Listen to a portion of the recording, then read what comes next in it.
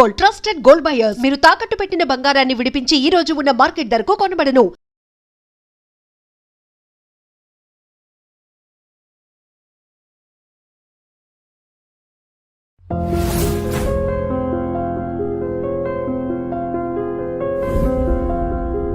Sir, యాక్చువల్గా మీ శిష్యులే అంటే మీ దగ్గర ట్రైనింగ్ పొంది మీకు బాగా ఇష్టమైన శిష్యులు ఇప్పుడు మీకు యాంటీ అయ్యారు అని ఈ ఇంటర్వ్యూలో చూస్తున్నాం. ఎంతవరకు నిజం? ఇది ఏంటి అసలు? అది మీ ఐ డ్రీమ్లో కూడా శేఖర్ గారే చెప్పాడు కదా. ఆయన నవ్వారు అంతే, అటు ఇటు చెప్పకుండా. ఆడు నోటల్లో ఆడు మోగు శతముదురులో కోటి ముదురుడు. మీరు ఇంత ప్రాణంగా చూసుకున్న మీ శిష్యులు సోహెల్ కానీ ఈయన కానీ ఎందుకు మీకు యాంటీ అయ్యారు? ఏంటి సిచ్యువేషన్? అది నాకు అర్థం కాని మ్యాటర్ ఏంటంటే ఆడు జూనియర్ ఎన్టీఆర్ ఫ్యాన్స్ దానిది ఫస్ట్ అది గొడవ స్టార్ట్ అయింది. ఆ అమ్మాయి కృతిక అనే అమ్మాయి నాతో ఇంటర్వ్యూ తీసుకుంది సోషల్ పోస్ట్లో. సో నేను వాస్తవాలే చెప్పాను. ఇప్పుడు మీ ఫ్యామిలీతో ఉంటున్నారా అంటే లేదు అన్నాను. ఉంటున్నాను నేను అని నేను నటించాల్సిన అవసరం లేదు. ఉన్న వాస్తవం చెప్పారు, అందులో తప్పు లేదు కాబట్టి. సినిమా పరిశ్రమలో ఎవరు బాగా డ్యాన్స్ చేస్తారని అడిగింది. కరెక్టే, చిరంజీవి అన్నాను. ఇప్పుడు జనరేషన్కి అంటే జూనియర్ ఎన్టీఆర్ చేస్తాడు, కానీ అల్లు అర్జున్ బాగా స్టైల్గా చేస్తాడు. తర్వాత జూనియర్ ఎన్టీఆర్ మాస్ డ్యాన్స్లు ఉంటాయి కదా. మీరు ఇద్దరితో వర్క్ చేశారా సార్? లేదు లేదు, వాళ్ళ నాన్నతో వర్క్ చేశాను. సో వాళ్ళ నాన్నతో వర్క్ చేశాను. మన నాగార్జున బాబుతో చేశా, మహేష్ బాబుతో చేశా, జగవత్ బాబుతో చేశా, రాజేంద్ర హరికృష్ణ గారితో చేశారు. హరికృష్ణ గారితో ఆయన నాకు మంచి సన్నిహితులు, ఒక అన్నలాగా భావిస్తాను. సీతారామరాజు, సీతయ్య, లాహిరి లాహిరి. సో నేను ఉన్నది చెప్పి డైలాగ్స్ బాగా జూనియర్ ఎన్టీఆర్ చెప్తాడు, నెంబర్ 1 అన్న. దానికి ఫ్యాన్స్ అంతకుముందు నేనేంటి ఒక సినిమా చేస్తున్నాను, మనిషికి 100 రూపాయలు ఇవ్వండి అనేది అడిగి పంపిస్తున్నారు. ఫోన్ నెంబర్ ఉంది, ఆ ఫోన్ నెంబర్ని పట్టుకొని నన్ను ఇంకా స్టార్ట్ చేశారు. ఇప్పటికీ అదే నెంబరు, అది మార్చను, సమస్య లేదు. భయపడే ఇదవుతుంది. వస్తుంటాయి ఇప్పటికీ, వస్తూ ఉంటాయి. అరే జఫా పెట్రా ఫోను లక్డీ కపూల్ అంట. ఆడు రోజు నా దగ్గర తిట్టించుకోవాలని ఉంది. అరే బిజీగా ఉన్నాను రా నాన్న పెట్రా అంటాను. అంటే జూనియర్ ఎన్టీఆర్ కానీ అల్లు అర్జున్ కానీ వీళ్ళతో మీకేమీ, వాళ్ళంటే మీకేం లేవు? అస్సలు ఏం లేదు. ఆ అబ్బాయితో కలిసి భోజనం చేసిన రోజు ఉంది. జస్ట్ ఇద్దరిలో ఎవరు బాగా డాన్స్ చేస్తారంటే ఒక మాట చెప్పారు, అది మీ ఫీలింగ్ చెప్పారు. దానికి ఇచ్చారు కోటింగ్ నాకు. మళ్ళా నేను ఇంకొక ఇంటర్వ్యూలో రామారావు గారి గురించి అడిగారు. ఎన్టీ రామారావు గారు ఇదంటే వాళ్ళ ఇల్లు చూడు మరి బ్రోతర్ హౌస్ లాగా అయిపోయింది, కనీసం ఇంతమంది కొడుకులు ఉన్నారు, కూతుళ్ళు ఉన్నారు, మనవళ్ళు ఉన్నారు, మరి మన జూనియర్ ఎన్టీఆర్ ఉన్న దాన్ని తీసుకొని డబ్బులు నేను ఇచ్చేస్తా, దాన్ని మ్యూజియం చేద్దాం. ఆయన పెద్ద ఆయన ముందు వీళ్ళంతా గిచ్చకాయ అరి అమ్మ గిచ్చకాయ అంటే ఏందిరా అనేసి వాళ్ళు మళ్ళా అట్లా ఈ సుహేల్ అనే అబ్బాయి కానీ వీళ్ళు నాకు సపోర్ట్గానే ఉన్నారు. ఎప్పుడైతే లాక్డౌన్ ఇదైందో నేను చందానగర్కి వెళ్ళిపోయానో, నాకు వచ్చే ప్రజలను వచ్చే ఆదరణని సుహేల్కి షేర్ చేస్తున్నాను. సుహేల్ ఇక్కడికి వెళ్తున్నాం నాన్న, ఇక్కడికి వెళ్తున్నావా. ఆడు మాటలు కూడా మీ దగ్గర శిష్యుడు నా దగ్గర నేర్చుకున్నాను. ఆడు మాటల్లో తేడా వస్తుంది. ఒక అబ్బాయి ఐబ్రోస్, ముక్కు, పెదాలు ఇవన్నీ కదిలిస్తాడు, చాలా బాగా చేస్తాడు. అది వాట్సాప్ గ్రూప్లోకి నాకు వచ్చింది. అది ఆ అబ్బాయి పెట్టాడు. ఈ సుహేల్ అనేవాడు అడ్మిరియర్ దాంట్లో వాడే వాట్సాప్లో ఆ గ్రూప్కి వాడు నేను వాడిని ఆ కుర్రోడు ఏదో కదిలిచ్చి మ్యూజిక్ పెట్టి చాలా బాగా చేశాడు. దీనికి కామెంట్ చేశాడు, నువ్వేనా మెగాస్టార్ అనుకుంటున్నారా, ఏంది వీడియోలు పెట్టావు అనేసి మనోడు కామెంట్ చేశాడు. రఘునాథ్ గారు అని సైట్ 3లో ఉంటారు, నా ఫ్రెండ్.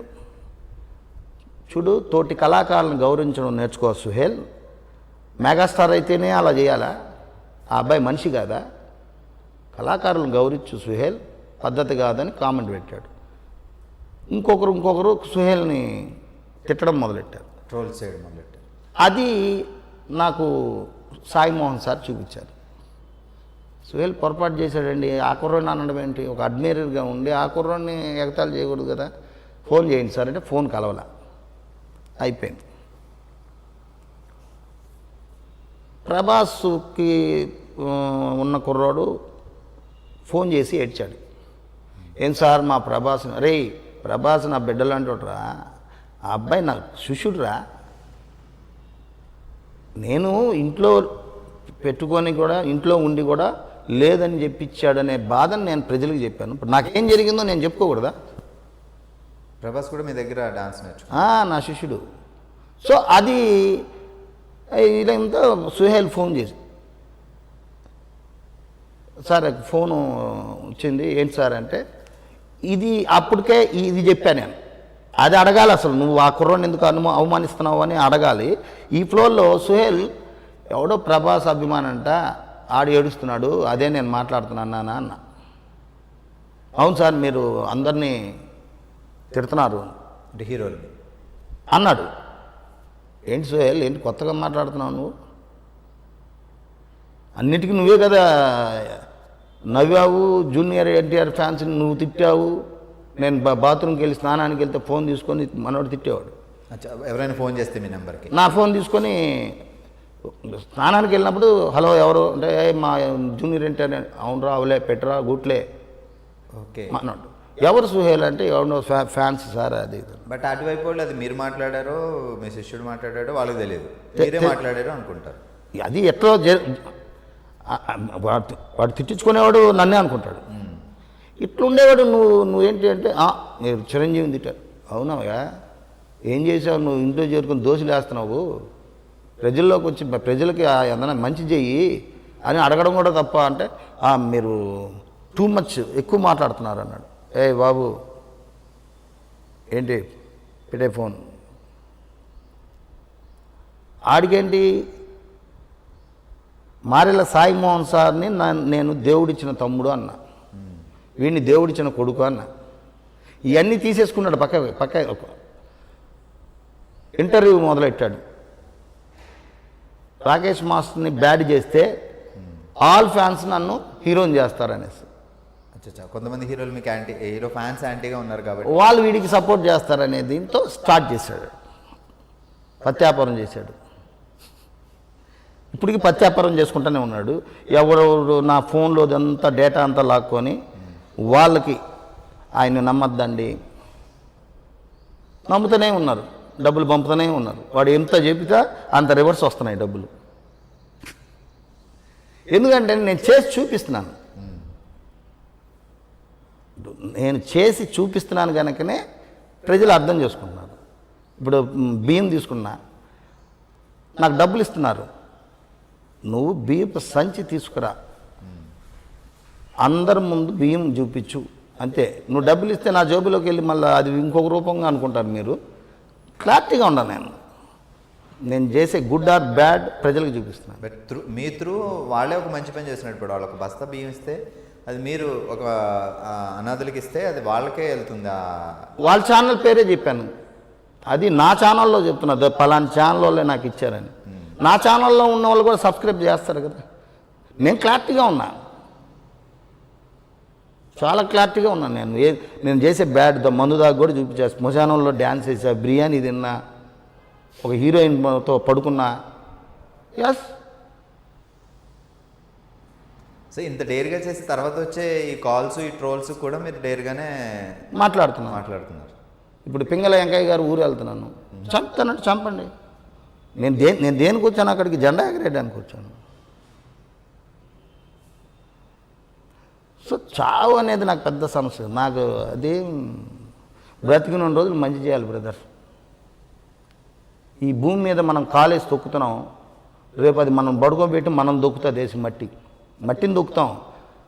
మనల్ని పడుకోబెట్టినప్పుడు గోతిలో అది మనల్ని దొక్కేస్తుంది. ఇది నగ్న సత్యం.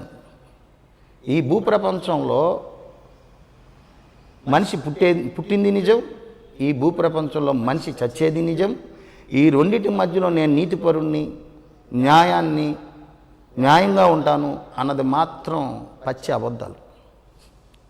For more videos, subscribe to iDream. For best entertainment and information, please subscribe iDream. Please subscribe to iDream. For more videos, please subscribe to iDream. For more videos, subscribe to iDream. For more interesting videos, please subscribe to iDream. Hi, this is Anil Ravipudi. For more videos, please subscribe iDream Media. This is Manjula.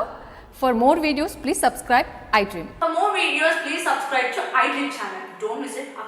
అక్కడ ఒక గంట symbol ఉంటుంది, దాన్ని లాగి కొట్టండి, మర్చిపోదు. ఓకేనా? Subscribe to iDream.